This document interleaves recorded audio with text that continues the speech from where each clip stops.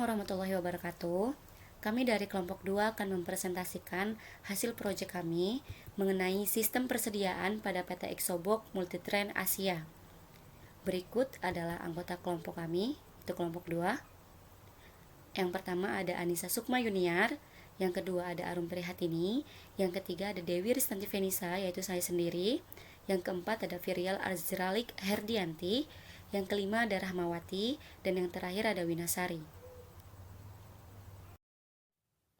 Latar belakang, penggunaan komputer untuk mengatur persediaan barang sangat membantu untuk mengelola data barang masuk dan barang keluar pada PT Exobox Multitrend Asia yang bergerak dalam bidang pemotongan rambut. Kami mencoba untuk menguraikan salah satu sistem yang berjalan pada perusahaan tersebut. Salah satunya adalah persediaan barang. Maksud dan tujuan untuk menerapkan serta mengembangkan ilmu pengetahuan yang kami ketahui, untuk menambah pengetahuan dalam pembuatan makalah, untuk mengetahui proses persediaan barang pada PT Exobox Multitrend Asia, dan untuk memenuhi tugas UAS atau ujian akhir semester mata kuliah analisa perancangan sistem informasi akuntansi. Metode pengumpulan data. Yang pertama ada wawancara atau interview. Metode wawancara merupakan salah satu metode yang kami pakai dalam sebagian besar informasi, untuk kemudian diambil data-data yang diperoleh melalui hasil wawancara tersebut. Karena penulisan ini menyangkut masalah purchase order, maka wawancara dilakukan pada bagian terkait di PT Exobox Multitrend Asia. Yang kedua, ada metode studi kepustakaan, suatu bentuk yang dilakukan dengan cara mencari literatur yang berisikan teori-teori yang berkaitan dengan masalah yang dibahas. Metode pengembangan software. Metode pengembangan software yang kita gunakan adalah metode waterfall. Biasanya metode waterfall ini disebut sebagai metode air terjun. Pengertian metode waterfall adalah suatu proses pengembangan perangkat lunak berurutan, di mana kemajuan dipandang sebagai terus mengalir ke bawah, melewati fase-fase perencanaan, permodelan, implementasi, dan pengujian. Selanjutnya yaitu ruang lingkup. Ruang lingkup permasalahan pada sistem pengelolaan persediaan barang oleh kepala gudang pada PT Exobox Multitrend Asia. Selanjutnya terdapat konsep dasar. Sistem adalah suatu kesatuan yang terjadi dari komponen atau elemen yang dihubungkan bersama untuk memudahkan aliran informasi, materi atau energi mencapai suatu tujuan. Istilah ini sering dipergunakan untuk menggambarkan suatu set entitas yang berinteraksi di mana suatu model matematika seringkali biasa dibuat. Konsep dasar program. Program adalah deretan dari perintah yang berhubungan dan teratur untuk mencapai tujuan tertentu. Memberitahu komputer apa yang harus dilakukannya dan bagaimana cara melakukannya, sehingga dapat menampilkan kumpulan instruksi yang ditujukan kepada komputer, agar peralatan tersebut dapat melakukan tindakan-tindakan yang diinginkan oleh user. Peralatan pendukung. Di sini peralatan pendukung yang pertama ini adalah data flow diagram atau DFD. Dalam bahasa Indonesia, DFD disebut sebagai diagram alir. DFD adalah suatu diagram yang menggambarkan aliran data dari sebuah proses atau sistem, biasanya sistem informasi. Di sini ada simbol atau notasi. Yang pertama ini external entity, bentuknya seperti persegi, digunakan untuk menggambarkan suatu sumber atau tujuan pada arus data. Selanjutnya data flow. Data flow ini tanda panah kayak gini, digunakan untuk menggambarkan arus data. Lalu selanjutnya di sini ada proses, bentuknya seperti ini, digunakan untuk menggambarkan suatu proses yang sedang berlangsung. Lalu selanjutnya di sini ada data store. Data store bentuknya seperti ini, digunakan untuk menggambarkan suatu tempat untuk menyimpan data atau mengambil data. Perusahaan Grup Kino yang lebih dikenal sebagai produsen customer good food dan personal care. Grup Kino mengembangkan bisnis baru yaitu di bidang jasa. Bisnis baru yang dikembangkan milik Haris Sanusi. Dari gerai barbershopnya itu sudah ada beberapa pusat di tempat keramaian seperti mall dan stasiun kereta api. Pihak Kino lebih suka menyebut bisnis Exobox sebagai Harkat House karena dari segi berbeda dari salon atau barbershop pada umumnya. Isobok hanya fokus pada layanan gunting rambut dan tidak ada tambahan layanan lainnya. Dengan fokus di bisnis harkat itu justru menjadi keunikan, keunggulan, dan spesifikasi Isobok. Grup Kino yang selama ini dikenal dengan produksi manufaktur tertarik di bidang jasa. Potensi dan prospek bisnis sangat menjanjikan dan sudah melakukan investasi dengan mengembangkan sistem dan teknologi yang dari luar negeri dan membangun training center. Dengan kehadiran Isobok ini diharapkan akan menambah portofolio bisnis Kino dan dapat bersinergi dengan bisnis-bisnis lainnya. Bukan kebetulan, grup Kino juga telah mengembangkan produksi alat cukur. Selanjutnya tentang struktur organisasi. Yang paling atas yaitu ada direktur utama, di bawah direktur utama ada general manager. Di bawah general manager ada dua bagian, yang pertama manajer operasional dan yang kedua manajer strategi bisnis. Di bawah manajer operasional ada dua, training center dan retail operasional. Di bawah retail operasional ada tiga bagian, yaitu area operation, supply dan logistik, dan manajemen kontrol. Di bawah manajer strategi bisnis yaitu ada procurement, HRD, general affairs, dan finance. Selanjutnya yaitu tentang proses bisnis sistem berjalan, sistem penerimaan dan pengiriman barang di PT Isobok Multitrend Asia. Yang pertama, proses penerimaan PO. SPV cabang melakukan pengecekan barang terlebih dahulu yang tersedia di cabang untuk menentukan barang apa saja yang akan dipesan melalui PO. Setelah melakukan pengecekan, SPV cabang akan membuat PO sesuai barang yang habis. PO tersebut dikirimkan kepada kepala gudang. Kemudian kepala gudang akan menerima PO tersebut dan melakukan pengecekan barang yang ada di gudang. Jika barang yang diminta PO ada, maka kepala gudang akan melakukan proses pengiriman barang kepada SPV cabang. Jika barang tidak ada di gudang, maka kepala gudang akan melakukan pembelian barang. Yang kedua, proses pembelian barang. Jika ternyata barang yang dipesan oleh cabang kosong, maka gudang akan membuat form CA, cash advance, purchase requisition, dan diberikan kepada bagian finance. Bagian finance menerima form tersebut dengan memberikan form tanda terima uang kepada kepala gudang sebagai bukti. Setelah mendapatkan approval dari bagian finance, kepala gudang melakukan pembelian barang kepada vendor secara langsung dengan form CA dan proses pembelian secara tunai. Vendor memberikan nota pembelian kepada kepala gudang sebagai bukti pembelian barang. Kepala gudang menyerahkan nota pembelian kepada finance sebagai bukti laporan. Finance menerima nota tersebut lalu mengarsipkannya. Sedangkan jika barang ada di gudang, maka pihak kepala gudang akan melakukan proses pengiriman barang kepada SPV cabang. Selanjutnya yang ketiga, proses pengiriman barang. Setelah melakukan pembelian barang, kepala gudang akan langsung mengirim barang tersebut kepada SPV cabang yang telah melakukan PO dan memberikan form tanda terima barang terhadap pengantar barang sebagai bukti tanda terima barang, dan form tersebut harus ditandatangani oleh SPV cabang. Setelah tanda terima barang ditandatangani oleh SPV cabang, form tersebut dibawa kembali oleh pengantar barang karena form tersebut harus diberikan kepada finance sebagai tanda bukti pemotongan stok barang gudang. Lalu ada activity diagram. Activity diagram adalah bentuk visual dari alir kerja yang berisi aktivitas dan tindakan, yang juga dapat berisi pilihan, pengulangan, dan konkurensi. Dalam Unified Modeling Language, diagram aktivitas dibuat untuk menjelaskan aktivitas komputer maupun alur aktivitas dalam organisasi.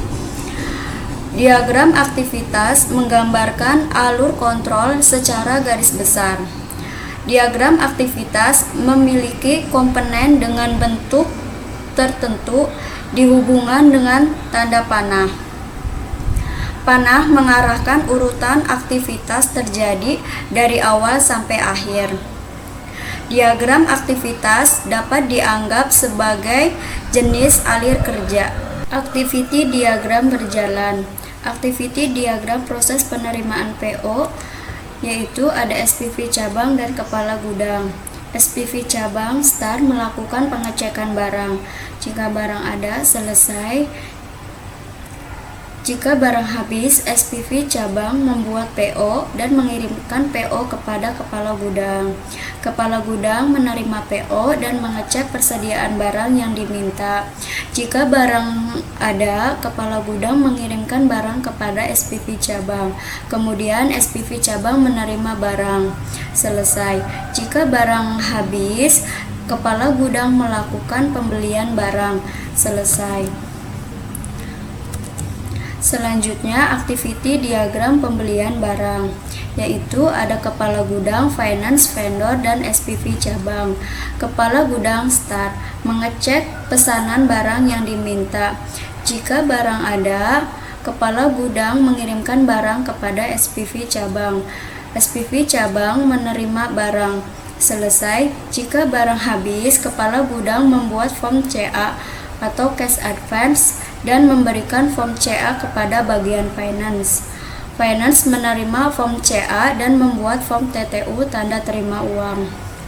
Kemudian menyerahkan form CA kembali dan memberikan form TTU kepada kepala gudang. Kepala gudang menerima form CA dan form TTU. Selanjutnya, kepala gudang membeli barang kepada vendor sesuai form CA. Vendor menerima pesanan, membuat nota, menyerahkan nota dan barang kepada kepala gudang. Kepala gudang menerima nota dan barang. Selanjutnya, kepala gudang menyerahkan nota kembali kepada finance sebagai bukti dan laporan. Finance menerima nota dan mengarsipkannya. Selesai. Activity diagram proses pengiriman barang, yaitu ada kepala gudang, finance, dan SPV cabang. Kepala gudang start menyiapkan barang dan tanda terima barang. Kepala gudang mengirimkan barang dan tanda terima barang untuk ditandatangani oleh SPV cabang. Kemudian SPV cabang menerima barang dan mendatangani tanda terima barang. SPV cabang menyerahkan tanda terima barang yang sudah ditandatangani dan kepada kepala gudang. Kepala gudang menerima tanda terima barang yang sudah ditandatangani. Kepala gudang menyerahkan tanda terima yang sudah ditandatangani kepada bagian finance. Finance menerima tanda terima barang yang sudah ditandatangani. Selesai.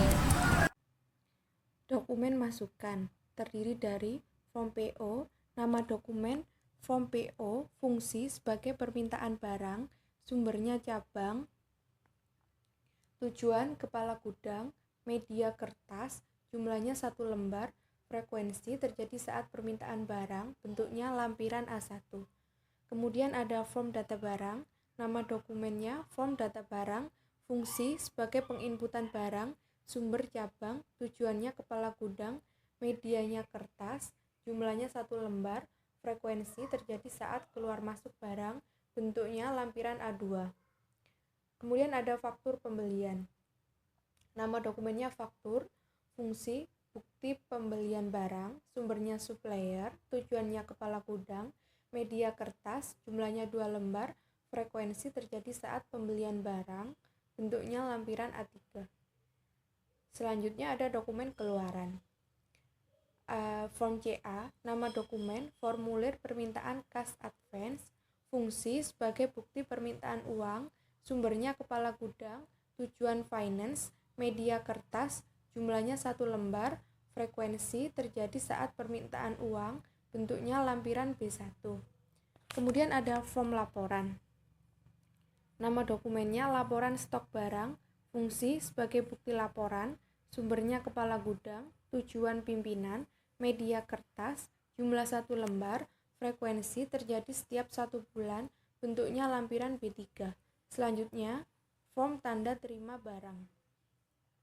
Nama dokumennya, form tanda terima barang, fungsi sebagai pengiriman barang, sumbernya gudang, tujuannya cabang, medianya kertas, jumlahnya 1 lembar, frekuensi terjadi saat pengiriman barang, lampirannya bentuknya lampiran B2. Permasalahan pokok.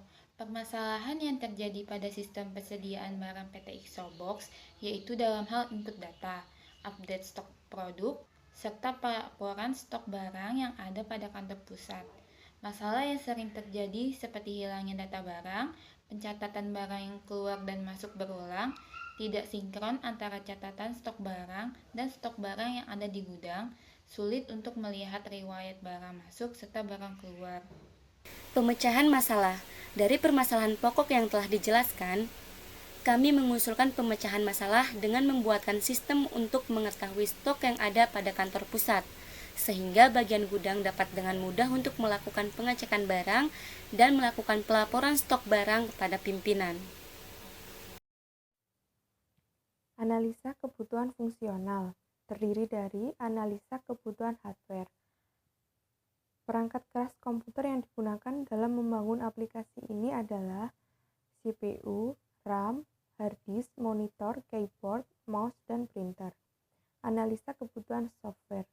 Kebutuhan software yang digunakan dalam pengerjaan program ini adalah sistem operasi Windows 10, bahasa pemrograman yang digunakan adalah Java, database yang digunakan adalah MySQL.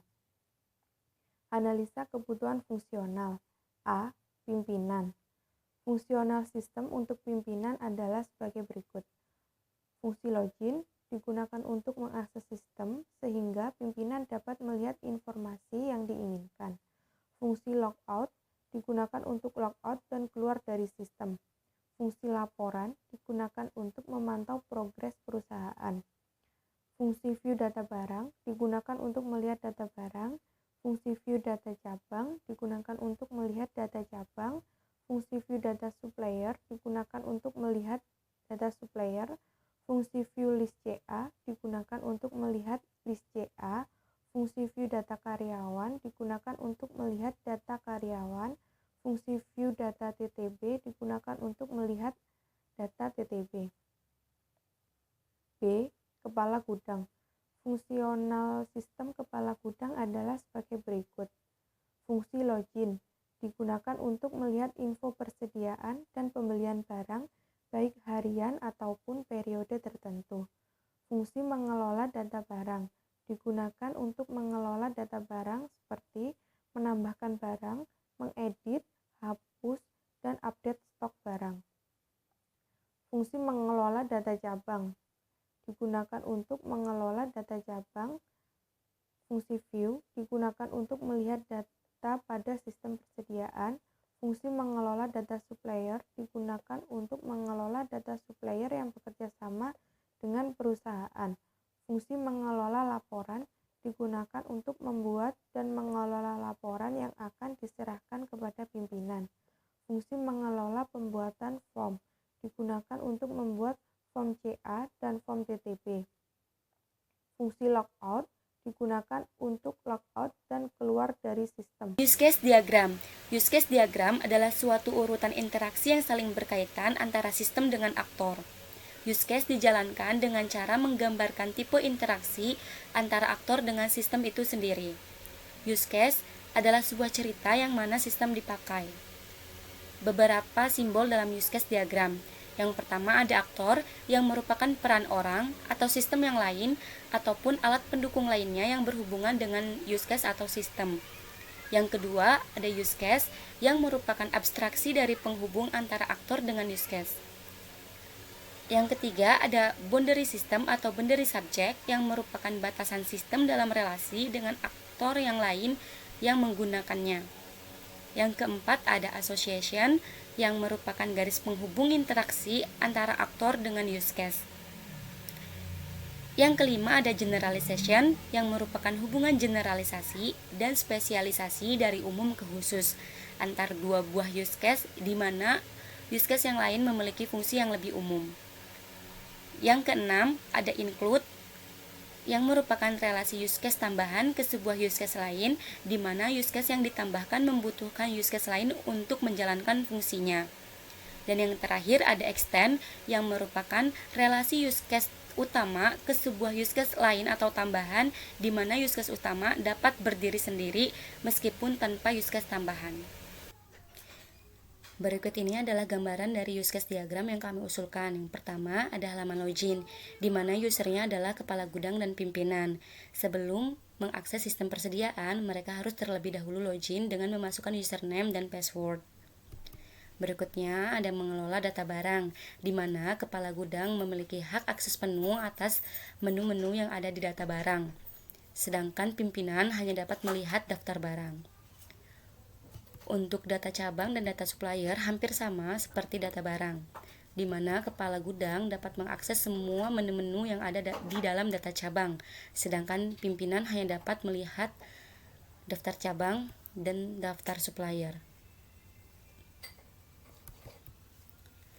Berikutnya ada pembuatan from, di mana kepala gudang dapat mengakses semua menu yang ada di pembuatan from, baik from CA ataupun from TTB, sedangkan pimpinan hanya dapat melihat list CA dan list TTB. Yang terakhir ada laporan, baik kepala gudang ataupun pimpinan dapat mengakses laporan dengan mempreview laporan yang sudah ada ataupun mengekspornya ke dalam bentuk PDF. Proses bisnis sistem berjalan usulan. Proses bisnis yang kita usulkan di sini adalah sistem persediaan barang PT Exobox Multitrend Asia metode average atau rata-rata, di mana proses bisnis yang pertama di sini adalah penerimaan PO.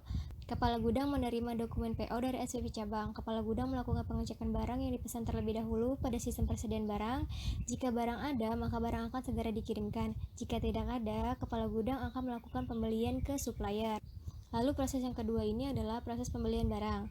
Kepala gudang membuat form cash advance pada sistem persediaan barang lalu dicetak dan diberikan kepada finance. Bagian finance menerima form CA tersebut lalu menandatanganinya dan menyerahkan form tanda terima uang serta form CA kepada kepala gudang. Setelah itu, kepala gudang melakukan pembelian barang kepada supplier dengan menunjukkan form CA.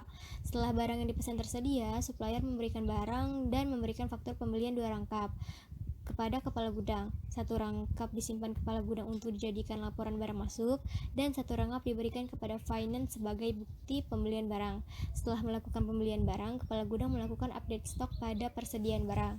Lalu selanjutnya di sini ada proses pengiriman barang. Setelah melakukan update stok, kepala gudang menyiapkan barang pesanan dan membuat form tanda terima barang 2 rangkap. Lalu pesanan tersebut dikirimkan oleh bagian pengiriman dengan menyertakan form tanda terima barang 2 rangkap tersebut.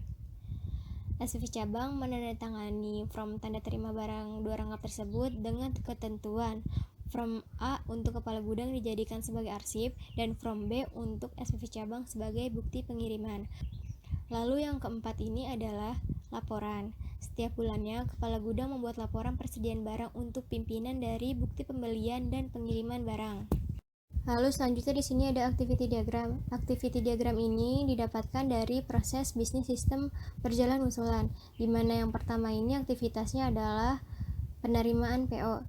Pertama-tama di sini SV cabang mengirimkan dokumen PO kepada kepala gudang. Lalu kepala gudang akan menerima dokumen PO.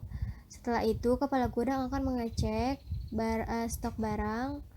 Lalu kepala gudang akan mengecek dengan membuka data barang pada sistem. Sistem akan menampilkan data barang di mana menunya ini ada 4, tambah barang, edit barang, hapus, dan view. Karena kita akan melihat stok, maka kita akan melihat view. Kita pilih view, lalu nanti sistem akan menampilkan daftar barang. Lalu setelah itu, jika barang ada, langsung akan melakukan pengiriman barang. Tetapi jika barang tidak ada, maka kepala gudang akan melakukan pembelian barang. Lalu yang kedua ini adalah proses pembelian barang. Di sini ada kepala gudang, sistem, finance, dan supplier. Pertama-tama di sini kepala gudang akan membuat form CA, di mana kepala gudang akan membuka form CA. Lalu sistem akan menampilkan menu from CA. Di sini ada 4 juga, ada create, print, list CA, dan view. Karena kita akan membuat from CA, maka yang kita pilih adalah create. Setelah itu sistem akan menampilkan tampilan from CA, lalu kepala gudang akan menambahkan data. Setelah itu pilih simpan. Sistem akan menyimpan data. Setelah data tersimpan, kepala gudang akan mencetak from CA tersebut. Caranya ini ialah pertama-tama kita membuka from CA-nya, lalu sistem akan menampilkan menu from CA, lalu kita pilih print. Setelah itu sistem akan menampilkan hasil input CA, lalu kita pilih cetak, dan sistem pun akan mencetak from tersebut. Setelah cetak selesai, kepala gudang akan memberikan from CA tersebut kepada finance, lalu finance menandatangani from tersebut dan memberikan from tanda terima uang kepada kepala gudang. Lalu kepala gudang pun menerima from tersebut. Setelah itu from tanda terima uang diarsipkan. Setelah itu from CA diberikan kepada supplier sebagai list pembelian barang. Lalu supplier akan memberikan barang dan memberikan faktur 2 rangkap. Faktur dan barang tersebut akan diberikan kepada kepala gudang. Lalu kepala gudang menerima barang dan faktur 2 rangkap tersebut. Faktur pertama dijadikan sebagai arsip, faktur kedua diberikan kepada finance. Lalu finance menerima faktur tersebut. Setelah itu, karena ada barang masuk, maka kepala gudang akan mengupdate stok. Di sini itu caranya kita membuka data barang, lalu sistem akan menampilkan menu data barang. Karena kita ada update stok, maka kita pilih edit barang. Setelah itu sistem akan menampilkan daftar barang. Kepala gudang akan memilih dan mengubah data yang akan diubah. Lalu pilih update dan sistem pun akan mengupdate data tersebut. Setelah itu kepala gudang keluar dari sistem. Selanjutnya di sini ada activity diagram pengiriman barang. Pertama-tama sebelum kepala gudang mengirimkan barang, kepala gudang akan membuatkan from tanda terima barang. Di sini caranya itu pertama membuka from tanda terima barang pada sistem. Lalu sistem akan menampilkan menu from tanda terima barang. Di sini ada 4 juga, ada create, print, list, tanda terima barang, dan view. Karena kita mau membuat from tersebut, maka kita akan memilih create. Lalu sistem akan menampilkan tampilan create from tanda terima barang. Setelah itu, kepala gudang akan menambahkan data, lalu pilih simpan. Sistem pun akan menyimpan data. Setelah itu kita akan mencetak from tersebut. Kita membuka from tanda terima barang, lalu sistem akan menampilkan from tanda terima barang. Karena kita mau mencetak, kita pilih print. Setelah itu sistem akan menampilkan hasil input tanda terima barang sebelumnya yang kita udah inputkan. Lalu kita pilih print 2 rangkap, kita pilih print 2 kali ya. Lalu sistem akan mencetak from tanda terima barang tersebut, cetak selesai. Setelah cetak selesai, kepala gudang akan melakukan pengiriman barang, di mana di sini ada barang dan from tanda terima 2 rangkap. Lalu diberikan kepada SPP cabang. SPP cabang pun menerima barang dan from tanda terima barang 2 rangkap. Lalu SPP cabang akan menandatangani from tanda terima barang 2 rangkap tersebut. Setelah itu from A ini diberikan kepada kepala gudang, sedangkan from B ini diarsipkan oleh SPP cabang. Selanjutnya kepala gudang menerima from A dan melakukan arsip. Activity diagram yang keempat di sini adalah activity diagram membuat laporan. Di sini ada kepala gudang atau pimpinan dan sistem. Di aktivitas ini kita bisa melihat ataupun bisa mendownload. Kalau misalnya kita mau melihat laporan saja, pertama-tama kita membuka laporan, lalu sistem akan menampilkan menu laporan. Lalu kita pilih preview untuk melihat laporan saja. Setelah kita pilih preview, lalu sistem akan menampilkan laporan pada new tab browser. Setelah kita melihat, kita akan tutup laporan tersebut. Sistem pun akan menutup laporan. Tetapi jika kepala gudang atau pimpinan mau mendownload dalam bentuk PDF, caranya ini kita pilih membuka laporan, lalu sistem akan menampilkan menu laporan, kita pilih export PDF. Setelah itu, sistem akan mengekspor laporan to PDF. Setelah kita pilih export to PDF, otomatis sistem akan mendownload. Setelah download selesai, kita bisa logout. Entity Relational Diagram atau IRD. Entity Relational Diagram atau diagram hubungan entitas adalah proses hubungan antar file yang direlasikan dengan relation key yang merupakan primary key dari masing-masing file. IRD merupakan pemodelan basis data dengan menggunakan diagram relasi antar entitas untuk memodelkan struktur data dan hubungan antar data. Untuk menggambarkannya digunakan beberapa notasi atau simbol. Di sini ada notasi atau simbolnya. Yang pertama, entitas atau entity. Entitas ialah suatu objek yang dapat dibedakan dengan objek lainnya. Pada umumnya, objek dapat berupa benda, pekerjaan, tempat, dan orang. Yang kedua, ada relasi atau relationship. Notasi yang digunakan untuk menghubungkan beberapa entitas berdasarkan fakta pada suatu lingkungan. Yang ketiga, ada atribut. Notasi yang menjelaskan karakteristik suatu entitas dan juga relasinya. Atribut dapat sebagai key yang bersifat unik, yaitu primary key atau foreign key. Yang keempat, ada garis penghubung. Notasi ini memiliki fungsi untuk menghubungkan atribut dengan entitas dan entitas dengan relasi. Di sini saya akan menjelaskan IRD. Untuk cabang, di sini memiliki atribut nomor telepon cabang, kode cabang, nama cabang, alamat cabang. Yang menjadi atribut primary key adalah kode cabang. Cabang menerima form TTB. Form TTB memiliki atribut nomor form TTB, nomor PO, ID karyawan, tanggal form, dan kode cabang. Nomor form TTB di sini menjadi primary key. Form TTB memiliki detail TTB. Detail TTB memiliki atribut kode barang, jumlah barang, nomor form TTB. Form TTB dibuat oleh karyawan. Karyawan memiliki atribut ID karyawan, username, password, nama karyawan, alamat karyawan, nomor telepon karyawan, hak akses, kode cabang, dan jabatan. Di sini yang menjadi primary key adalah ID karyawan. Karyawan membuat CA. CA memiliki atribut ID karyawan, nomor CA, tanggal CA. Yang menjadi primary key adalah nomor CA. CA memiliki detail CA. Detail CA memiliki atribut kode barang, nomor CA, tanggal CA, dan jumlah barang. Karyawan membeli barang. Barang memiliki atribut nama barang, stok barang, kode barang, harga barang. Yang menjadi primary key adalah kode barang. Barang disuplai oleh supplier. Supplier memiliki atribut alamat supplier, nomor telepon supplier, kode supplier, dan nama supplier. Yang menjadi primary key di dalam supplier adalah ID supplier. Supplier memberi faktur pembelian. Faktur pembelian memiliki atribut kode faktur, ID karyawan, ID supplier, dan tanggal faktur. Yang menjadi primary key di sini adalah kode faktur. Faktur pembelian memiliki detail faktur. Detail faktur memiliki atribut total faktur, harga faktur, kode faktur, quantity faktur, jumlah faktur, dan kode barang. Logical Relational Structure atau LRS adalah representasi dari struktur record-record pada tabel-tabel yang terbentuk dari hasil relasi antar himpunan entitas, menentukan kardinalitas jumlah tabel dan foreign key sebagai berikut. Yang pertama, one-to-one. Relasi one-to-one akan membentuk dua tabel. One-to-many, relasi one-to-many akan membentuk dua tabel.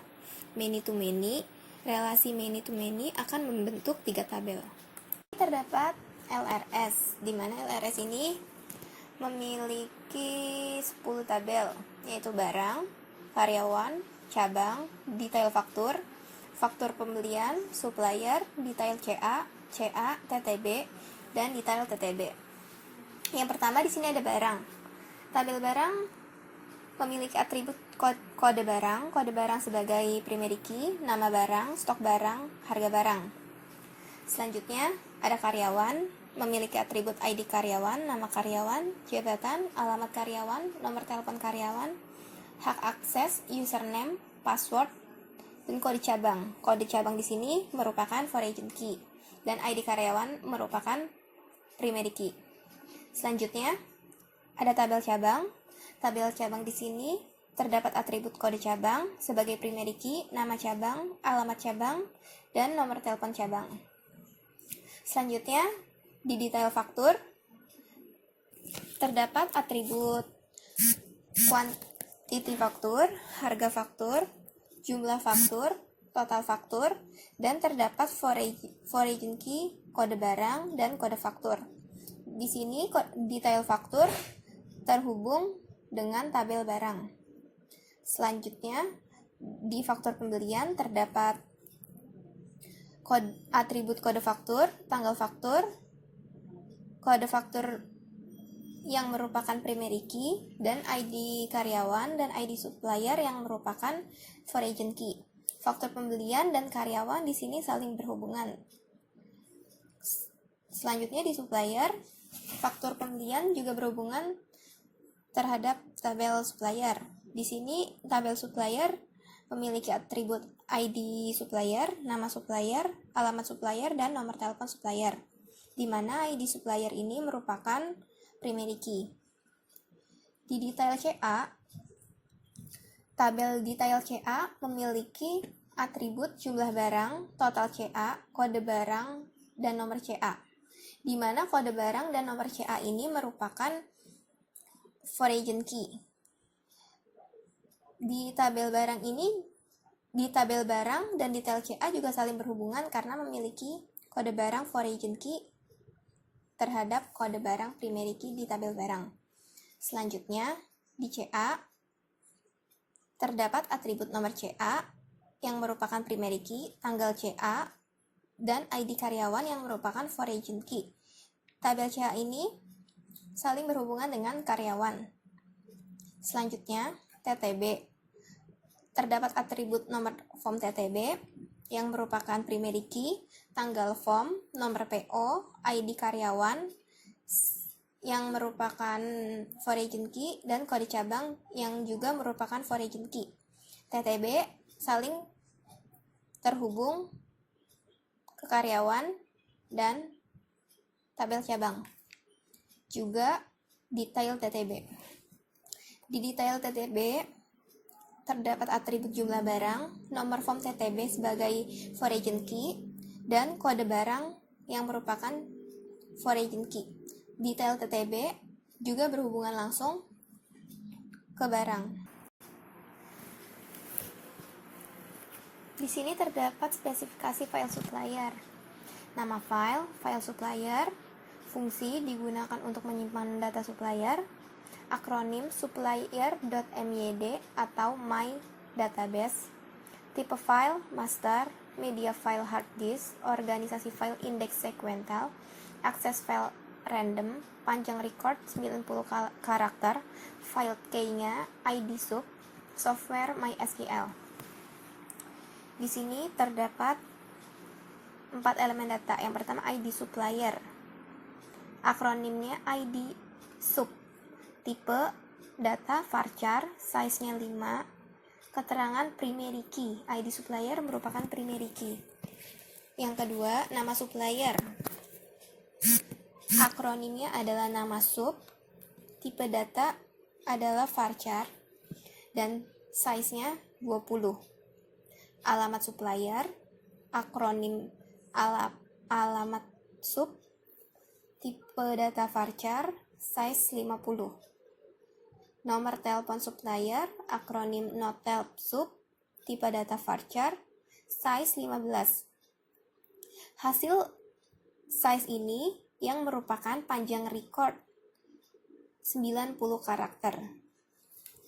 Selanjutnya, file cabang. Nama file cabang digunakan untuk menyimpan data cabang, akronim cabang.mydatabase, tipe file master, media file hard disk, organisasi file index sequential, akses random, panjang record 90 karakter, field key-nya kode cabang, software MySQL. Yang pertama elemen data ada kode cabang, akronim kode underscore cabang, tipe data varchar, size 5, Kode cabang di sini merupakan primary key. Nama cabang, akronim nama underscore cabang, varchar, tipe datanya, dan size 20. Elemen data alamat cabang, akronim alamat underscore cabang, tipe data varchar, size 50. Yang keempat, nomor telepon cabang, akronim notel cabang, tipe varchar, size 15. Panjang record di sini 90 karakter adalah hasil penjumlahan dari size ini. Selanjutnya, file karyawan. Nama file karyawan, fungsi digunakan untuk menyimpan data karyawan, akronim karyawan.mydatabase, tipe file master, media file hard disk, organisasi file indeks sekuensial, akses file random. Panjang record di sini adalah 165 karakter, field key-nya adalah ID_KR, software MySQL. Yang pertama ada elemen data identitas karyawan, akronim IDKR. Tipe data varchar, size 5, dan identitas karyawan merupakan primary key. Selanjutnya nama karyawan, akronim nama _KR, tipe data varchar, size 20. Jabatan, akronim jabatan, tipe varchar, size 20. Alamat karyawan, alamat _karyawan, tipe varchar, size 50. Nomor telepon karyawan, nomor telepon _KR adalah akronimnya, tipe varchar, size 20. Hak akses karyawan, akronim hak _akses, tipe data varchar, size 20. Username, tipe data varchar, size 20. Password, akronim pass, tipe data varchar, dan size 10. Kode cabang, akronim kode _cabang, tipe varchar, size 5, dan kode cabang di sini merupakan foreign key. Panjang record di sini adalah 165 karakter hasil dari penjumlahan size ini. Selanjutnya, spesifikasi file barang. Nama file barang digunakan untuk menyimpan data barang, akronim barang MyDatabase, tipe file master, media file hard disk, organisasi file indeks sekuensial, akses file random, panjang record 60 karakter, file key-nya kode _barang, software MySQL. Di sini kode barang, akronimnya adalah kode _barang, tipe data varchar, size 5. Kode barang di sini merupakan primary key. Selanjutnya nama barang, akronim nama _barang, tipe data varchar, size 25. Stok barang, akronim stok _barang, tipe integer, size 30. Harga, akronim di sini adalah harga _barang, tipe double. Panjang record adalah 60 karakter. Hasil penjumlahan dari size yang ada di sini. Selanjutnya, spesifikasi file tanda terima barang. Nama file tanda terima barang digunakan untuk membuat data tanda terima barang, akronim ttb.mydatabase, tipe file transaction file, media file hard disk, indeks sekuensial, akses file random, panjang record 25 karakter, file key-nya nomor _form_ttb, software MySQL. Elemen data yang pertama ada nomor form ttb, akronim nomor _form_ttb, tipe data varchar, size 10. Nomor form ttb di sini merupakan primary key. Selanjutnya tanggal form ttb, akronim tanggal _form, tipe date. Selanjutnya ID karyawan, akronim ID_KR, tipe data varchar, size 5. ID karyawan di sini merupakan foreign key. Nomor PO,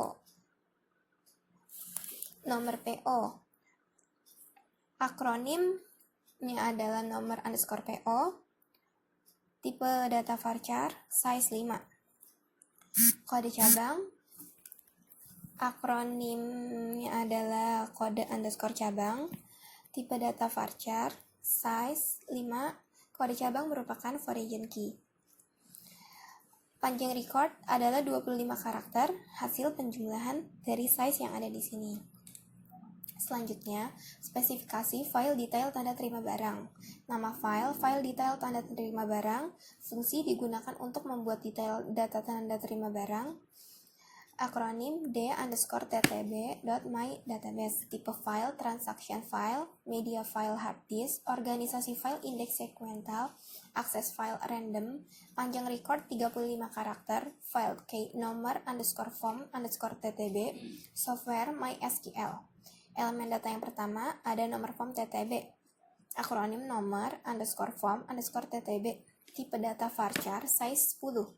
Nomor form TTB di sini merupakan foreign key. Selanjutnya, jumlah form TTB. Akronim jumlah _barang _TTB.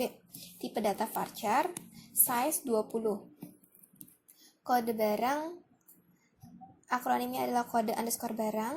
Tipe data varchar, size 5. Kode barang di sini merupakan foreign key. Panjang selanjutnya, spesifikasi file faktur pembelian. Nama file faktur pembelian, fungsi digunakan untuk mengolah faktur pembelian, akronim faktur _ pembelian, tipe file transaction file, media file hard disk, organisasi file indeks sekuensial, akses file random, panjang record 20 karakter, file key, kode faktur, software MySQL. Elemen data di sini yang pertama ada kode faktur, akronimnya kode _faktur, tipe data varchar, size 10, kode faktur di sini merupakan primary key. Selanjutnya tanggal faktur, akronim tanggal _faktur, tipe data date, ID karyawan, akronim ID _kr, tipe data varchar, size 5. ID karyawan di sini merupakan foreign key. ID supplier, akronim ID _sub, tipe data varchar, size 5. ID supplier merupakan foreign key. Panjang record adalah 20 karakter, adalah hasil penjumlahan dari size. Selanjutnya, spesifikasi file detail faktur pembelian. Nama file detail faktur pembelian, fungsi digunakan untuk mengolah detail faktur pembelian, akronim d_fb.mydatabase, tipe file transaction file, media file hard disk, indeks sekuensial, akses file random, panjang record 70 karakter, file key, kode _faktur, software MySQL. Elemen data yang pertama ada kode faktur, akronim kode _faktur, tipe data varchar, size 10. Keterangan di sini, kode faktur merupakan foreign key. Selanjutnya ada harga faktur, akronim harga _faktur, tipe data double, jumlah faktur, akronim jumlah faktur, tipe data integer, size 30. Total faktur, akronim total _faktur, tipe data double. Quantity faktur, akronim quantity _faktur, tipe integer, size 25.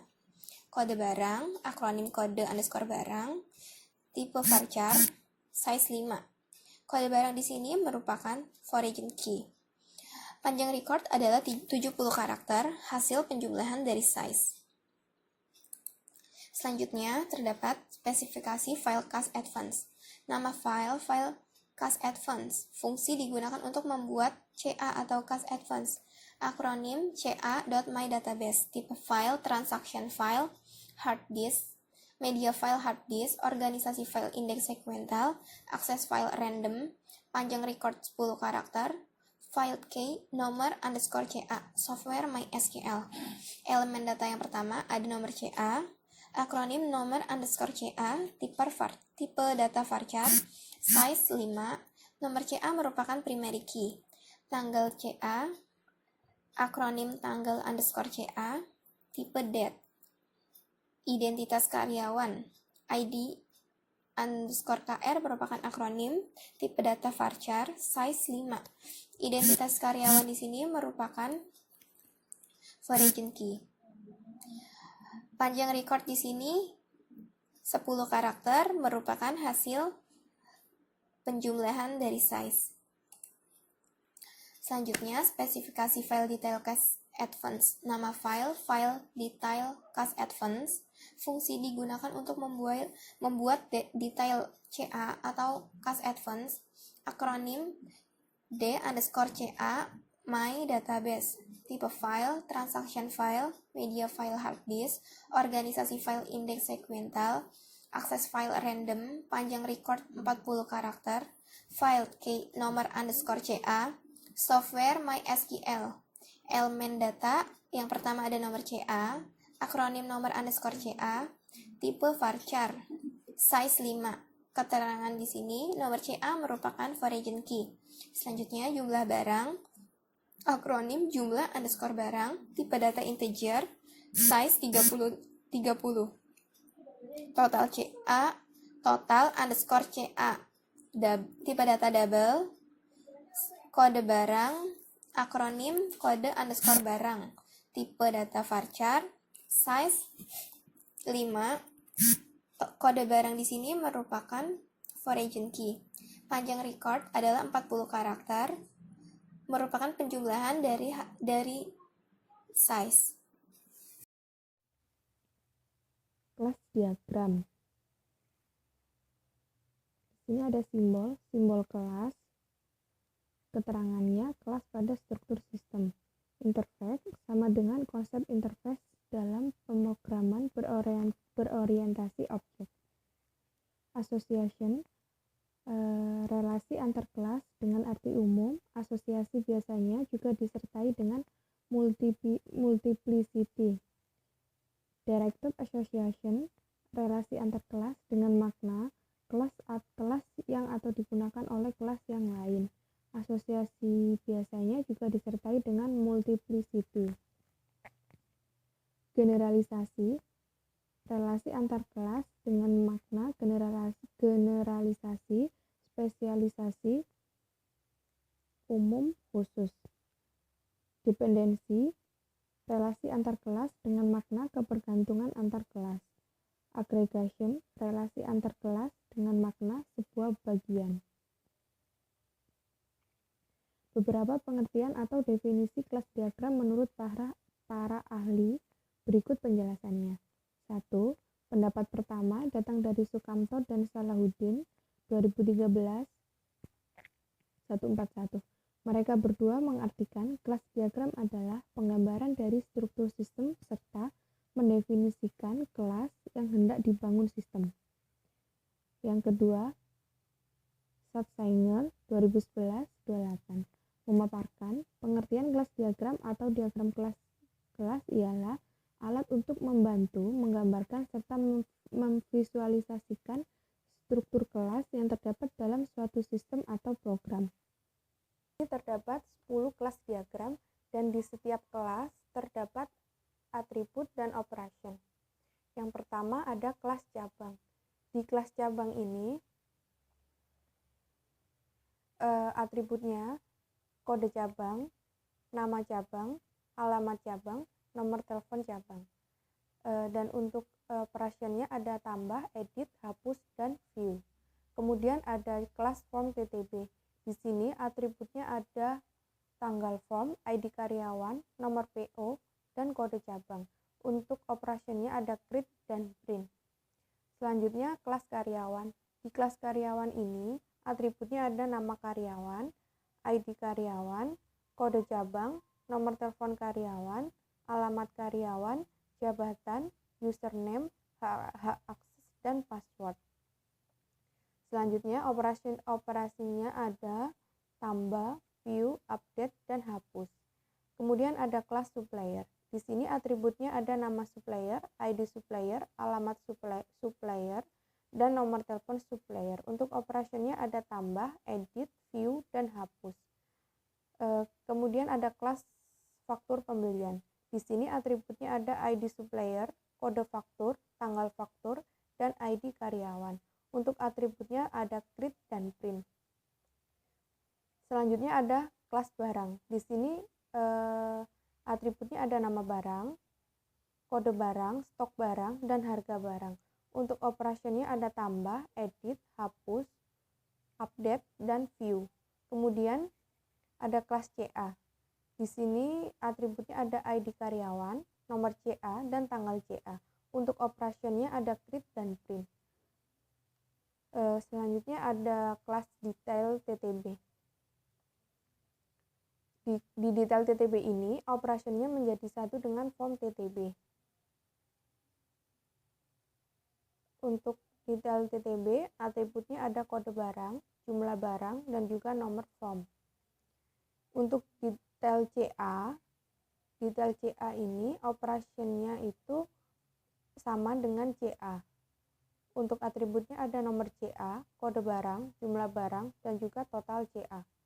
Kemudian ada detail faktur pembelian. Untuk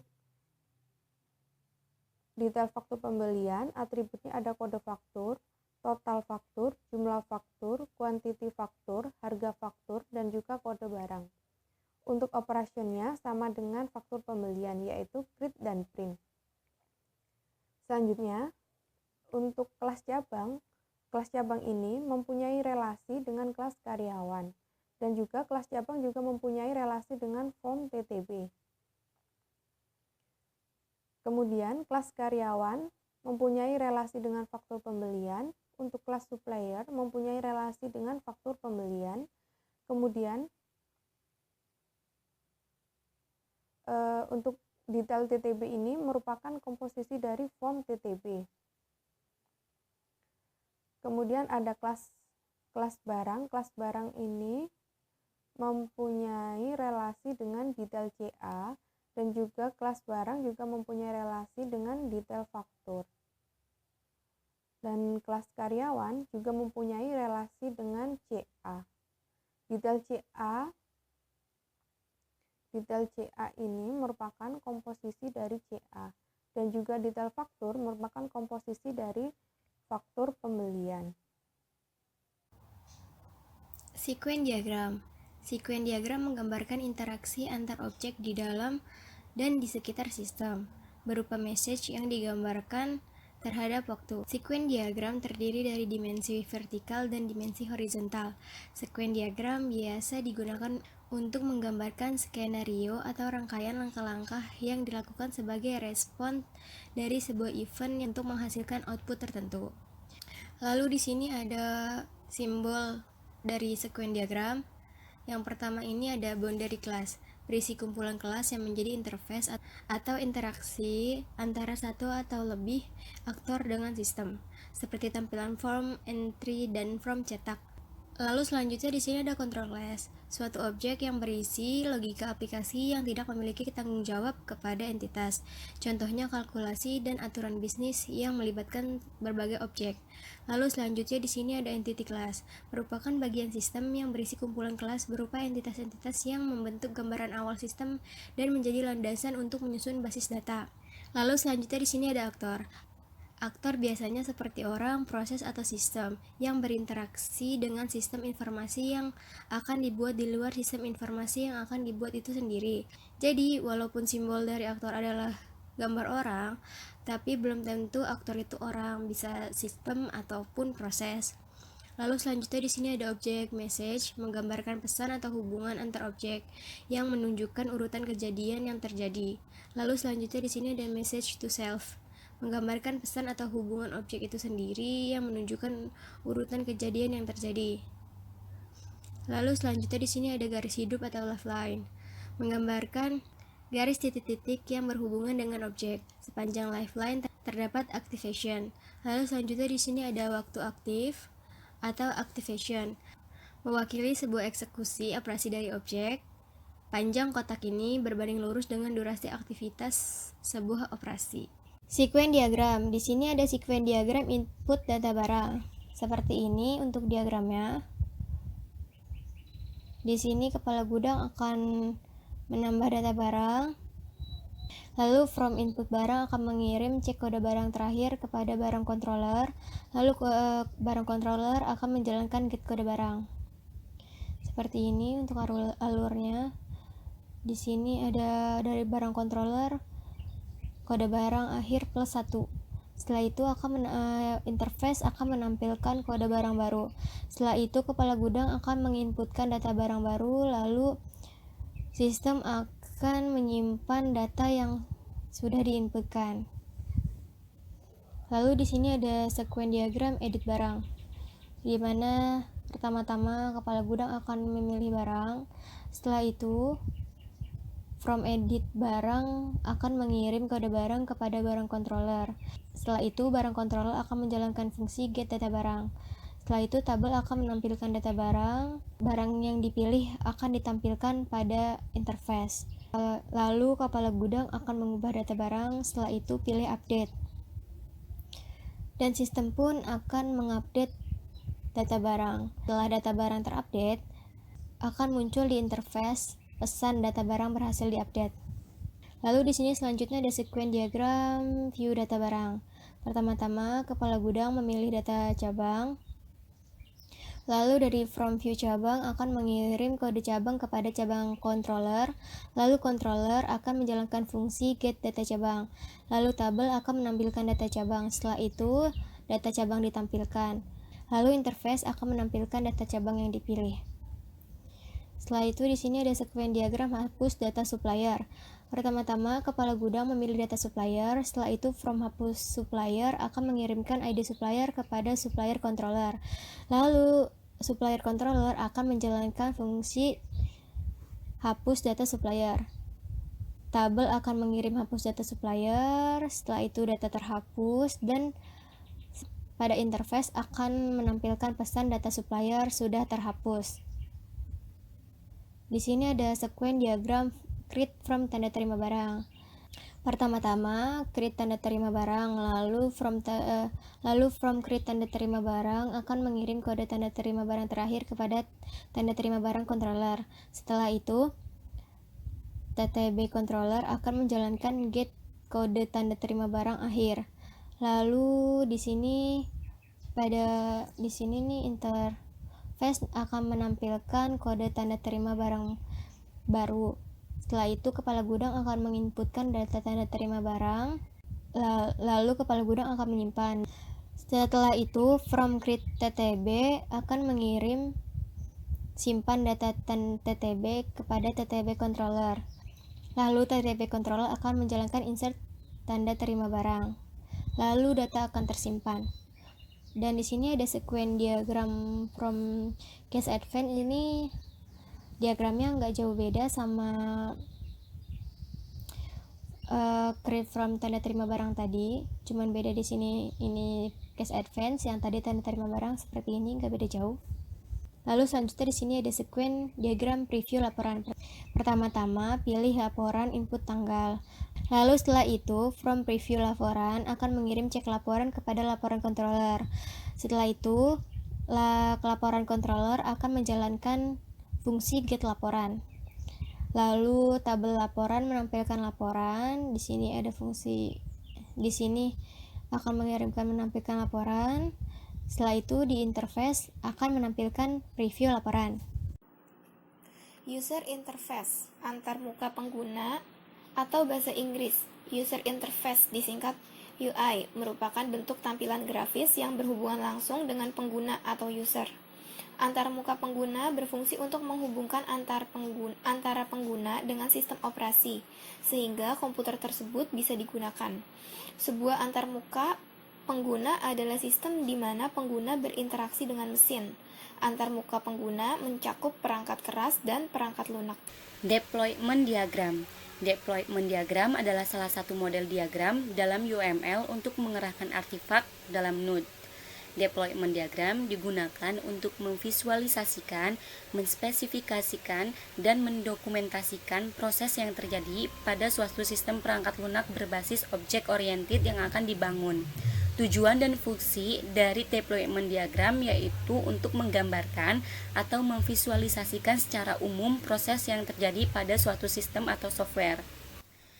Berikut ini adalah gambaran dari deployment diagram yang telah kami usulkan, di mana sistem yang kami buat yaitu tentang persediaan barang, didukung oleh database, web service, juga SAMPP, yang nantinya admin bisa mengaksesnya dalam web browser. Dan device yang kami gunakan yaitu printer. Berikut merupakan coding dari pemrograman cabang. Di sini ada title, data cabang. Selanjutnya ada action cabang servlet. Servlet digunakan untuk menghubungkan. Lalu ada TR. TR adalah tabel raw, digunakan untuk membuat baris dari tabel. Ada TD digunakan untuk membuat kolom menginput dari tabel. Di sini menggunakan komponen form text box. Lalu ada tag ref yang merupakan link yang menuju ke suatu alamat. Sama dengan cabang, karyawan juga seperti itu. Namun untuk karyawan, jabatan di sini menggunakan komponen form combo box. Untuk hak akses juga menggunakan combo box.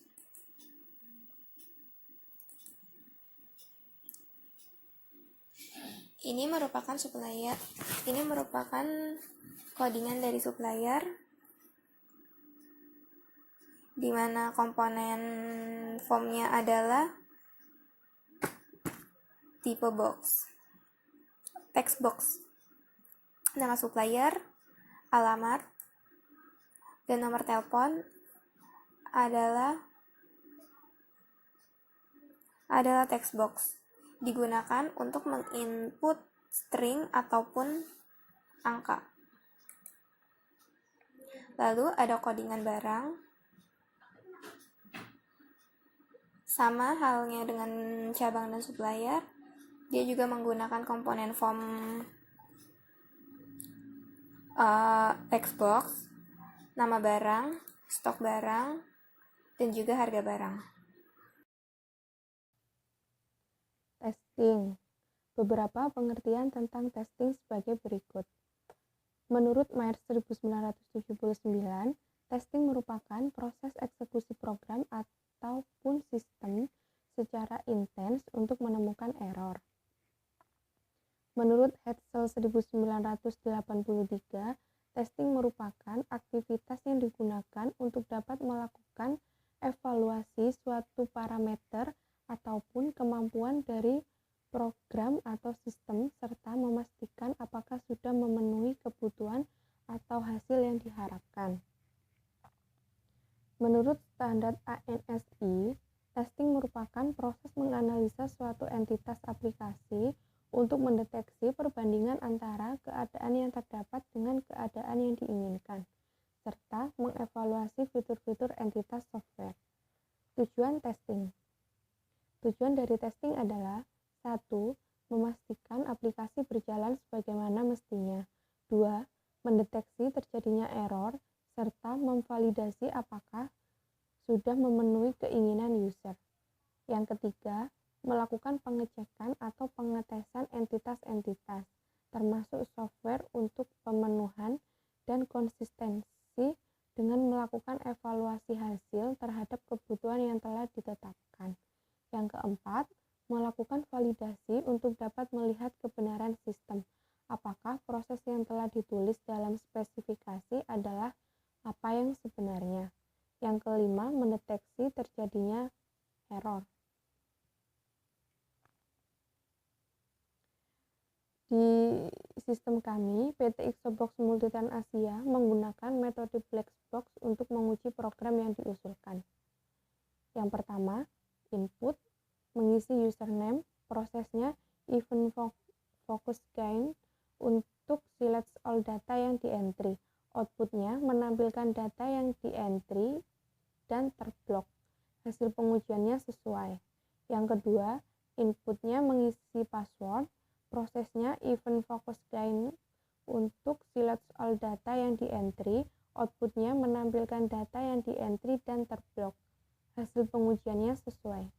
Yang ketiga ada login. Prosesnya event